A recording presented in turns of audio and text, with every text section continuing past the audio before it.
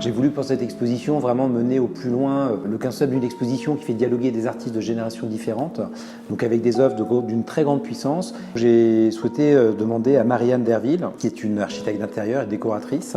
et scénographe, d'imaginer une scénographie pour cette exposition. Et très rapidement, Marianne m'a fait part d'un désir à la fois d'avoir des couleurs nordiques, on va dire, sur les murs, mais aussi de travailler sur le sol avec une idée de fluidité. Elle a fait appel à une entreprise que je remercie, Mériguet Carrère, et qui a fait tout un travail très expérimental, donc de vernis au sol,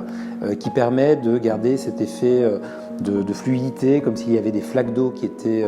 sur le sol. Et c'est peut-être cette fluidité, finalement, qui parvient à faire dialoguer l'œuvre de Bergman et de Munch, entre le minimalisme de l'une et l'expressionnisme de l'autre. Et également, un autre élément qui, à mon avis, fonctionne incroyablement bien dans cette exposition, c'est la proposition de Marianne d'y exposer aussi des éléments mobiliers et qui donne l'impression, finalement, qu'on est à l'intérieur des tableaux. Il y a une espèce de huis clos dans cette exposition qui est très fort.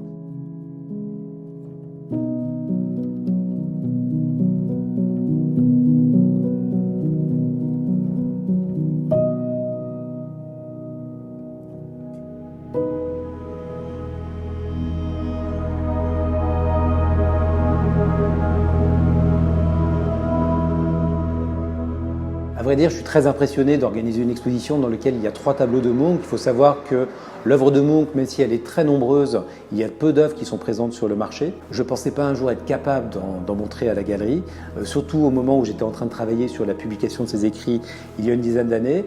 Néanmoins, depuis le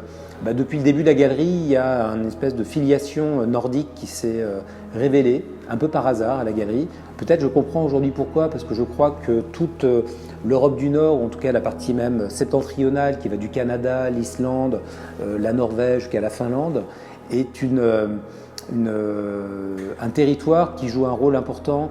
aujourd'hui politiquement, géopolitiquement, géoéconomiquement, géoécologiquement aussi, qui sont des pays qui sont souvent très progressistes socialement et qui vont avoir un rôle à jouer important de facto dans l'histoire de la culture. Ce sont des pays qui sont à la recherche aussi de leurs racines culturelles et pour lesquels Munch et Anna Eva Bergman sont des figures absolument majeures. Il y a une espèce d'anniversaire qui est célébré avec cette exposition de 10 ans d'investissement dans la promotion de l'œuvre de Bergman. Alors c'est peut-être la folie que permet ce métier de galeriste de mettre en place une exposition et de monter une exposition en l'espace de 6 mois, sachant qu'a priori c'était pas évident de faire dialoguer, alors certes des artistes qui ont les mêmes racines culturelles, des artistes norvégiens qui ont chacun un même rapport à la nature, un même rapport au cosmos, une approche du monde qui est très cosmologique,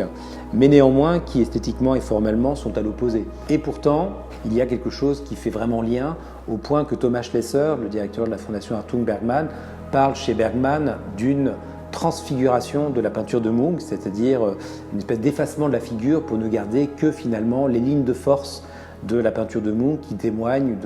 du rapport au monde réel, au monde physique et au monde naturel.